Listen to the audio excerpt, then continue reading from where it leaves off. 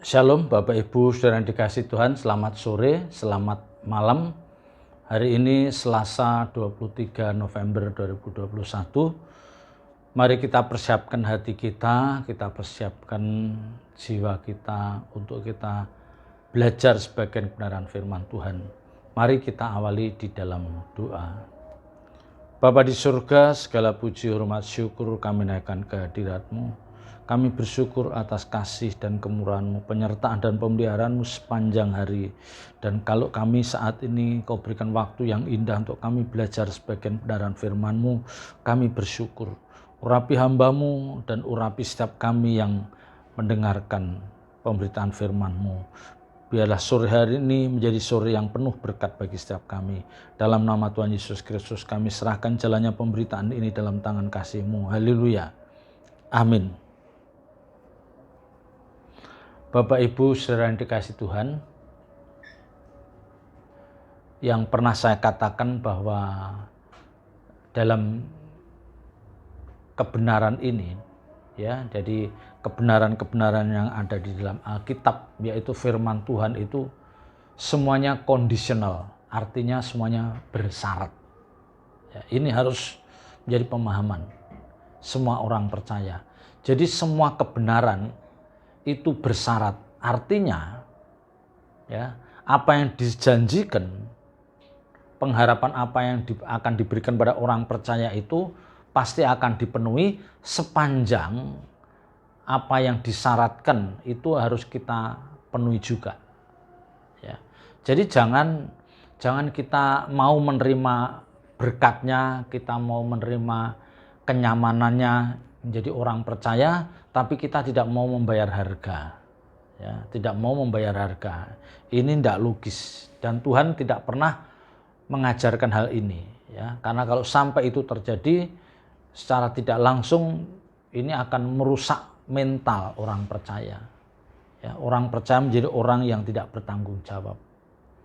Ya.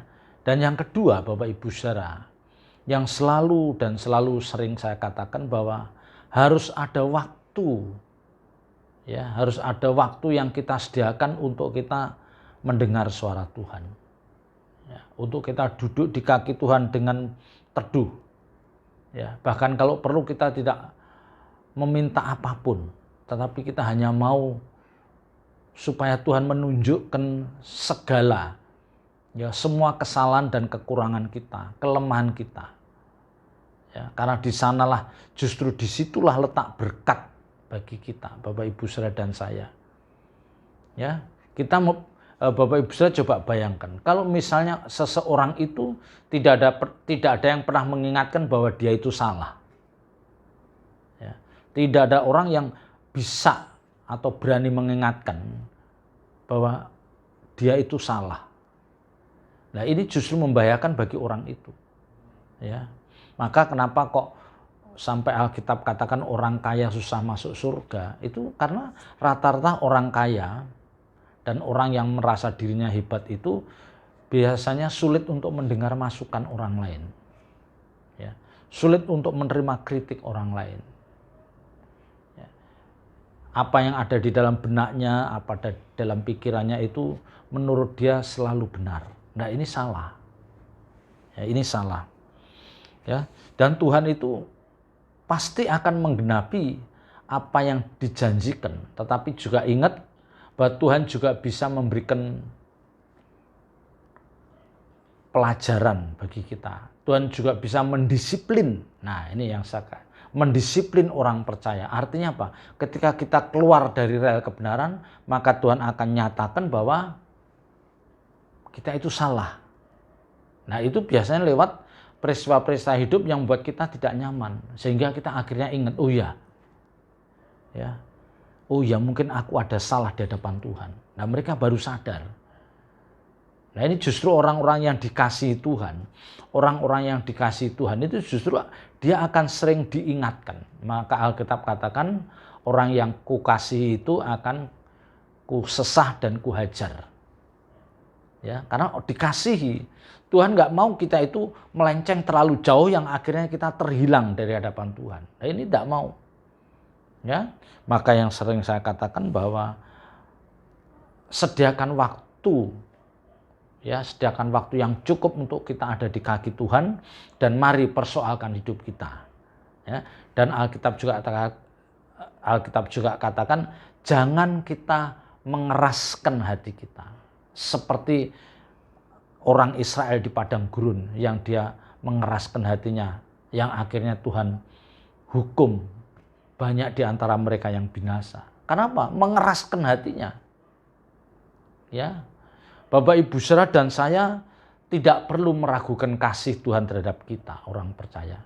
Jangan meragukan kasih Tuhan. Jangan meragukan kasih Allah Bapa kepada orang percaya. Jangan meragukan. Ya. Yang harus kita pertanyakan, yang harus kita persoalkan adalah seberapa kuat kita mencurahkan pikiran, perasaan, dan hati kita untuk kita mengerti kehendak Tuhan. Dan kita berkomitmen untuk melakukan. Nah, itu yang lebih penting. Ya. Kalau kita baca dari kitab 2 Tawarikh pasal 7, ya, 2 Tawarikh pasal 7 ayat 13 dan 14, ya. 2 Tawarikh 7 ayat 13.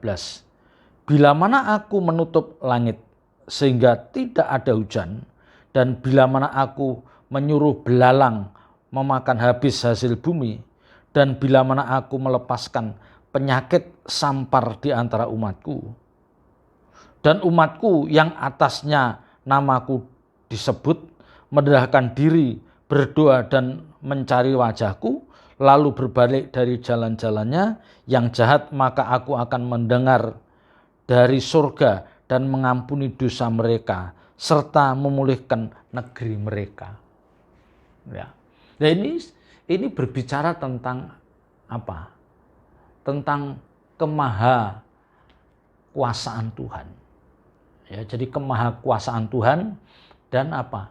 Berbicara tentang apa? Tuhan yang sebagai sosok yang mudah mengampuni. Ya. Satu sisi Tuhan adalah sosok yang bisa melakukan apa saja yang Dia kehendaki demi itu untuk mendisiplin orang-orang percaya, orang-orang yang dikasihinya. Ya, maka dikatakan apa? Bila mana aku menutup langit sehingga tidak ada hujan. Ya. Jadi kalau Tuhan sudah berkehendak, berketetapan bahwa Tuhan menutup langit sehingga tidak akan turun hujan, dan pasti ada sesuatu di balik apa yang dilakukan Tuhan. Ya, pasti ada sesuatu kenapa Tuhan melakukan hal ini, itu pasti ada sebabnya. Ya. Dan bila mana aku menyuruh belalang memakan habis hasil bumi. Coba bayangkan. Tuhan pun bisa menyuruh belalang itu melahap habis hasil panen kita, hasil panen orang percaya. Bisa Tuhan gerakkan. Disinilah kemahakuasaan Tuhan yang seringkali sulit kita pahami. Ya.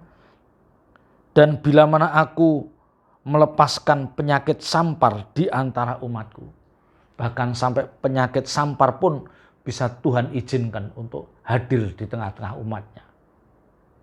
Nah, inilah yang saya katakan. Saya harus mengingatkan bahwa kita itu, kemampuan kita itu terbatas. Kita itu banyak kelemahan, banyak kekurangan. Jadi jangan ada di antara kita yang merasa hebat, yang tidak merasa perlu Tuhan, ya, yang seolah-olah semua persoalan akan bisa kita selesaikan dengan kekuatan tangan kita, ya, dengan jabatan tinggi, dengan keuangan kita yang tidak terbatas. Jangan, ya, jangan menganggap bahwa semua itu bisa kita selesaikan dengan apa yang ada dalam diri kita, ya, tidak mungkin itu, ya. Dan hari-hari ini kita melihat, ya, Tuhan bukan melepaskan sampar, tapi mengizinkan virus corona itu terjadi, ada di tengah-tengah umat manusia di seluruh muka bumi. Ya, jadi bukan hanya virus itu dihadirkan di tengah-tengah orang non-Kristen, bukan, orang Kristen siapapun merasakan hal itu. Ya, bukan berarti kalau virus corona itu akan lebih ganas kepada orang-orang non-Kristen. Enggak, sama. Kita saksikan ya, ada hamba-hamba Tuhan yang diizinkan kena ini tidak tertolong. Ya, anak-anak Tuhan, orang percaya kena virus corona tidak tertolong juga. Ya. Di sini Bapak Ibu Saudara harus belajar betapa Tuhan itu mengasihi semua orang. Mengasihi semua orang. Ya. Maka kita tidak boleh jumawa. Ya, wah aku orang percaya, aku udah doa, udah puasa, ya, terus menganggap bahwa dia akan dikasihi lebih dari orang di luar, lebih dari orang-orang di luar Kristen, sehingga kita ceroboh, ya, nggak pakai masker lah, nggak cuci tangan, nggak jaga jarak, seolah-olah meremehkan. Ya, lihat aja nanti. Ya, jadi ini satu peringatan bagi Bapak Ibu Saudara dan saya bahwa Tuhan itu bisa melakukan apa saja yang dia kehendaki, tetapi semua itu pasti ada alasannya. Pasti ada landasannya. Tidak mungkin Tuhan tuh sekonyong-konyong melakukan, mengizinkan hal ini terjadi tanpa ada maksud di balik itu semua. Tidak mungkin. Ya. Tuhan adalah sosok yang bijak, yang semua tindakannya bisa dipertanggungjawabkan. Bahkan Alkitab katakan, kalaupun toh dihakimi, tidak mungkin ditemukan kesalahan dalam diri, dalam sosok Tuhan ini. Tidak mungkin. Ya. Jadi olehnya kita yang harus mendorong bagaimana kita berjuang, mengarahkan untuk kita mengerti setiap peristiwa hidup kok bisa terjadi itu apa. Ya. Apa pesan Tuhan dari setiap peristiwa ini. Nah, itu yang harus kita tangkap. Ya, jadi Tuhan tuh bisa melakukan itu semua. Ya, dan ingat yang tadi saya katakan, Tuhan melakukan sesuatu itu pasti ada sebabnya, ada landasannya. Ya, yang seringkali kalau orang-orang rohani tahu, tapi orang-orang yang tidak rohani tidak bisa nangkep hal ini. Ayat 14. Dan umatku yang atasnya namaku disebut, merendahkan diri, berdoa dan mencari wajahku, lalu berbalik dari jalan-jalannya yang jahat, maka aku akan mendengar dari surga dan mengampuni dosa mereka serta memulihkan negeri mereka. Ya. Sekalipun Tuhan itu bisa melakukan ya sesuatu untuk mendisiplin, untuk menghukum umatnya, tetapi kalau dikatakan dan umatku yang atasnya namaku disebut, ya, artinya apa? Di dalam umat itu nama Tuhan tetap diagungkan, tetap ditinggikan. Ya, jadi sekalipun umat ini umat ini berlaku salah, bertindak misalnya tidak benar di hadapan Tuhan, dia melakukan kesalahan dan melakukan kesalahan. Tetapi sementara dia melakukan kesalahan, tapi tetap umat ini meninggikan, menyembah Tuhan. Ya. Dan diikuti dengan apa? Diikuti merendahkan diri, berdoa dan mencari wajahku. Ya. Inilah Tuhan Allah kita. Sekalipun dia seolah-olah seperti sosok yang kejam, ya, mendatangkan sampar, ya, mengirimkan belalang, menutup langit supaya tidak turun hujan. Itu kan kesannya seperti itu, tega. Tapi di balik itu, dia juga tahu hati kita, hati umatnya. Kalau dia memang tetap dalam hidupnya itu terus mengagungkan. Artinya apa? Dia terus menyuarakan. Kan ini dikatakan, dan umatku yang atasnya namaku disebut. Namaku disebut. Artinya apa? Ini orang ini tetap meninggikan Tuhan, tetap berharap pada Tuhan karena tetap menyebut namanya. Dan dia merendahkan diri, berdoa. Ya. Jadi bukan hanya dia menghadirkan Tuhan, tapi dia juga berdoa. Dia merendahkan diri. Ya, dan dia mencari wajahku. Lah ini yang paling penting. Ya. Masalahnya adalah kenapa orang percaya itu seringkali diizinkan Tuhan berlarut-larut penderitaan yang dialami. Ya, seolah-olah dari satu penderitaan ke penderitaan lain tidak berkeputusan. Karena kuncinya di mereka sendiri. Dia tidak ada di kaki Tuhan, dia tidak pernah menyebut nama Tuhan, dia tidak mau merendahkan diri dan mengakui kesalahannya, ya, dan tidak mau mencari wajahnya.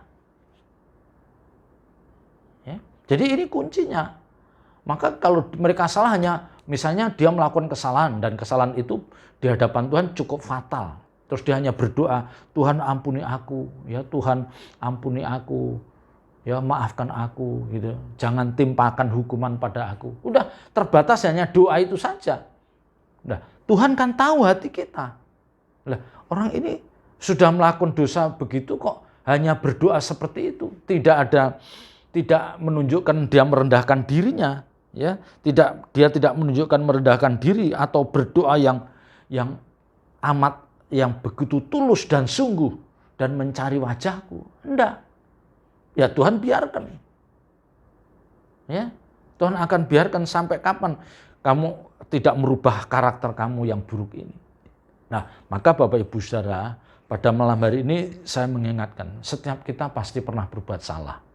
Baik itu salah-salah kecil yang berat atau sangat berat, pasti kita pernah salah. Dan itu kalau kita biarkan membahayakan bagi hidup kekristenan kita, bahkan juga bagi keluarga besar kita, bagi orang-orang yang kita kasih. Maka pada malam hari ini saya mengingatkan, hampiri tahta Tuhan. Tunjukkan pertobatan yang sungguh-sungguh, karena Tuhan tahu isi hati kita. Ya, mari kita merendahkan hati kita merendahkan diri kita, dan kita berdoa dengan tulus mengucapkan, Tuhan ampuni aku. Dan yang paling penting, temukan, cari wajah Dia. Ya, tentu mencari wajahku itu tidak cukup semalam, 2 malam, 3 malam, tidak cukup. Ini bisa berminggu-minggu, berbulan-bulan, dan memakan waktu panjang sampai kita benar-benar menemukan wajah Tuhan dan kita merasakan kehadirannya. Ya, sampai kita benar-benar merasakan hadiratnya saat kita ada di kaki Tuhan. Ya, jadi jangan kita tuh berdoa tapi hanya datar saja, bukan dari lubuk hati yang paling dalam, hanya terucap di bibir yang tidak disertai dengan pertobatan yang benar. Ini Tuhan tidak berkenan. Ya, maka dikatakan mencari wajahku lalu berbalik dari jalan-jalan yang jahat. Nah ini terus, ya, jadi tetap menghadirkan nama Tuhan, dia juga berdoa, dia juga mencari wajah Tuhan, tapi dia juga berbalik dari perbuatan jahat. Jadi perbuatan jahat yang selama ini sering dilakukan itu sudah tidak akan diulang lagi. Ya, sudah tidak akan diulangi lagi. Ya, berbalik dari jalan-jalannya yang jahat, maka aku akan mendengar dari surga dan mengampuni dosa mereka serta memulihkan negeri mereka. Jadi Tuhan itu bukan Tuhan yang kejam, bukan Tuhan yang selalu ingin menghukum kita, bukan. Ya, bukan. Tuhan itu juga ingin mendengar suara yang tulus dari setiap kita. Ya, ketulusan kita dalam berdoa, kesungguhan kita mencari wajahnya, ya, komitmen kita untuk berbalik dari perbuatan-perbuatan jahat kita, dan selalu kita menghadirkan Tuhan dalam hidup kita. Ini yang ditunggu. Ya, maka saya katakan orang-orang yang tidak pernah ada di kaki Tuhan, yang tidak pernah mencari wajah Tuhan, orang-orang yang pertobatannya masih dipertanyakan. Orang-orang yang pertobatannya masih dipertanyakan. Artinya apa? Dia masih akan mudah berbuat dosa. Karena dia belum melakukan yang dikehendaki Tuhan ini dengan sepenuh hati. Belum mencari wajahnya dengan sungguh, dengan serius. Dia belum berbalik dari perbuatan-perbuatan jahatnya. Ya, belum berbalik dari jalan-jalannya yang jahat. Ya. Ini yang harus menjadi perhatian kita. Yang berkali-kali saya katakan, Tuhan itu tidak bisa dikelabui. Ya, kita tidak bisa mengelabui Tuhan. Ya, kalau orang dunia kita bisa berlaku munafik, ya, manis di mulut kita, tapi di belakangnya kita tidak suka. Kita bisa, mungkin, Ya, sekalipun itu tindakan tercela, tapi terhadap Tuhan kita tidak bisa. Jangan pernah berpikir melakukan hal itu dan jangan pernah melakukan hal itu.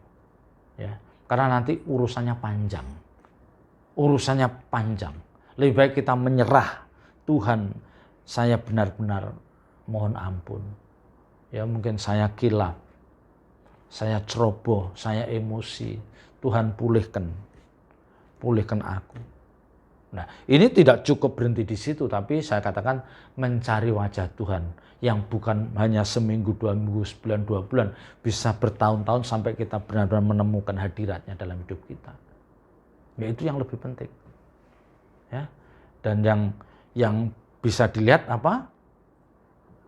Kita berbalik dari jalan-jalan, ya, berbalik dari jalan-jalan kita yang selama ini menurut Tuhan sangat jahat, kita berbalik. Ya, Bapak Ibu Saudara yang dikasih Tuhan, berbahagialah. Ya, berbahagialah, bersyukurlah. Kalau Bapak Ibu Saudara termasuk orang-orang yang tidak suka mengeraskan hatinya. Ya.